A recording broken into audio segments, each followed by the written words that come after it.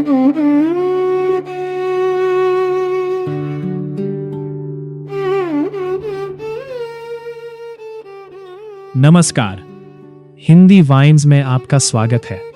आज हम एक ऐसी यात्रा पर निकलने वाले हैं जो केवल एक कहानी को सुनने तक सीमित नहीं है, बल्कि एक ऐसे महान महाकाव्य की गहराइयों में उतरने का प्रयास है जिसे हम सभी रामायण के नाम से जानते हैं, लेकिन जिसे हम में से अधिकांश लोगों ने केवल एक सरल कथा के रूप में समझा है, जहां भगवान राम ने रावण को पराजित किया और धर्म की स्थापना की, जबकि वास्तव में ये महाकाव्य अपने भीतर इतने गहरे रहस्य, अद्भुत घटनाएं और अनसुने तथ्य समेटे हुए हैं कि जब हम उन्हें समझना शुरू करते हैं तो ये पूरी कहानी एक बिल्कुल नए दृष्टिकोण से हमारे सामने खुलती चली जाती है।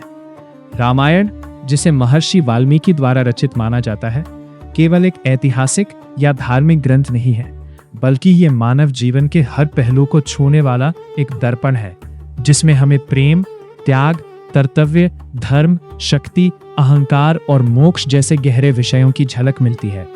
और यही कारण है कि इस महाकाव्य के कई ऐसे पहलू हैं जो सामान्य कथा में अक्सर छूट जाते हैं, लेकिन जब हम उन पर ध्यान देते हैं तो हमें जीवन के ऐसे सत्य समझ में आते हैं जो आज भी उतने ही प्रासंगिक हैं जितने हजारों साल पहले थे। सबसे पहले हम बात करते हैं लक्ष्मण की, जिनका त्याग और समर्पण इतना अद्भुत था कि उसे समझना भी कठिन लगता है, क्योंकि ये कहा जाता है कि उन्होंने पूरे 14 वर्षों के वनवास के दौरान एक पल के लिए भी नींद नहीं ली। और ये केवल एक अतिशयोक्ति नहीं, बल्कि एक गहरी आध्यात्मिक कथा से जुड़ा हुआ तथ्य है, जिसमें ये बताया जाता है कि लक्ष्मण ने निद्रा देवी से प्रार्थना की थी कि वे उन्हें इतनी शक्ति दे कि वे बिना सोए अपने भाई और माता सीता की रक्षा कर सके। और इस वरदान के पीछे एक और अत्यंत भावुक और त्यागपूर्ण कहानी छिपी हुई है, जिसमें उनकी पत्नी उर्मिला ने उन 14 वर्षों की नींद अपने ऊपर ले ली। यानी जो नींद लक्ष्मण को नहीं मिली, वह उर्मिला ने अपने जीवन से वहन की। और ये त्याग रामायण के सबसे कम चर्चित लेकिन सबसे गहरे प्रसंगों में से एक है। अब जब हम सीता हरण की बात करते हैं तो एक बहुत ही चौंकाने वाला और रहस्यमयी तथ्य सामने आता है, क्योंकि कुछ पुराणों और परंपराओं के अनुसार असली सीता का हरण कभी हुआ ही नहीं था, बल्कि अग्निदेव ने पहले ही असली सीता को सुरक्षित स्थान पर छुपा दिया था। और रावण जिस सीता को लेकर गया वह केवल एक माया स्वरूप थी, जिसे माया सीता कहा जाता है। और इस विचार को समझने के बाद ये प्रश्न उठता है कि क्या पूरी कथा केवल बाहरी घटनाओं के बारे में है, या फिर इसके अंदर एक गहरा प्रतीकात्मक अर्थ भी छिपा हुआ है, जो हमें ये बताने की कोशिश करता है कि आत्मा को कोई छू नहीं सकता, केवल शरीर या उसका भ्रम ही प्रभावित हो सकता है। इसी के साथ एक और कम ज्ञात लेकिन अत्यंत रोचक कथा ये भी कहती है कि सीता का जन्म स्वयं रावण और मंदोदरी से हुआ था। और एक भविष्यवाणी के अनुसार ये कहा गया था कि वही बालिका राक्षस कुल के विनाश का कारण बनेगी, जिसके कारण उसे जन्म के तुरंत बाद त्याग दिया गया और बाद में वह राजा जनक को भूमि से प्राप्त हुई। और यदि इस दृष्टिकोण से देखा जाए तो राम और रावण का युद्ध केवल दो शक्तियों के बीच संघर्ष नहीं था, बल्कि एक ऐसे भाग्य का परिणाम था जो पहले से ही निर्धारित था। अब अगर हम रावण के व्यक्तित्व को गहराई से समझने की कोशिश करें तो हमें ये एहसास होता है कि उसे केवल एक खलनायक के रूप में देखना इस महाकाव्य की जटिलता को बहुत सीमित कर देता है, क्योंकि रावण एक महान विद्वान था जिसने चारों वेदों का अध्ययन किया था। वह एक उत्कृष्ट शासक, एक महान योद्धा और भगवान शिव का अत्यंत समर्पित भक्त था। लेकिन उसके भीतर का अहंकार इतना प्रबल हो गया था कि उसने उसके सारे ज्ञान और भक्ति को ढक लिया, और यही अहंकार अंततः उसके पतन का कारण बना, जिससे ये सीख मिलती है कि केवल ज्ञान और शक्ति ही पर्याप्त नहीं है, बल्कि विनम्रता भी उतनी ही आवश्यक है।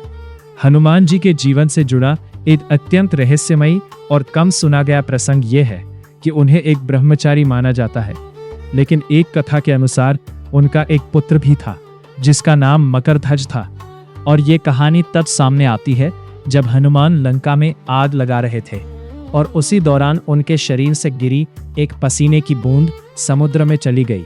जिसे एक मछली ने निगल लिया। और उसी से मकर ध्वज का जन्म हुआ। और बाद में जब हनुमान पाताल लोक पहुंचे तो उनका सामना अपने ही पुत्र से हुआ, जो उस स्थान का रक्षक था। बहुत कम लोग यह जानते हैं कि भगवान राम की एक बड़ी बहन भी थी, जिनका नाम शांता था, और उन्हें बचपन में ही अंग देश के राजा रोमापाद को गोद दे दिया गया था। और यही कारण है कि मुख्य कथा में उनका उल्लेख बहुत कम मिलता है, लेकिन उनका अस्तित्व यह दिखाता है कि रामायण की कथा केवल उन पात्रों तक सीमित नहीं है जिन्हें हम जानते हैं, बल्कि इसके पीछे कई और कहानियां भी छिपी हुई है। राम सेतु के निर्माण की कहानी में एक छोटी सी गिलहरी का प्रसंग हमें यह सिखाता है कि कोई भी कार्य छोटा या बड़ा नहीं होता, क्योंकि जब वानर सेना विशाल पत्थरों से पुल बना रही थी, तब एक छोटी सी गिलहरी भी रेत के कण लाकर अपना योगदान दे रही थी। और जब भगवान राम ने उसकी इस निस्वार्थ सेवा को देखा तो उन्होंने प्रेम पूर्वक उसके पीठ पर हाथ फेरा, जिससे उसके शरीर पर 3 धारियां बन गई, जो आज भी हमें उस भक्ति और समर्पण की याद दिलाती है। अब एक ऐसा तथ्य जिसे हम सभी जानते हैं, लेकिन जिसकी सच्चाई बहुत कम लोग समझते हैं, वह है लक्ष्मण रेखा,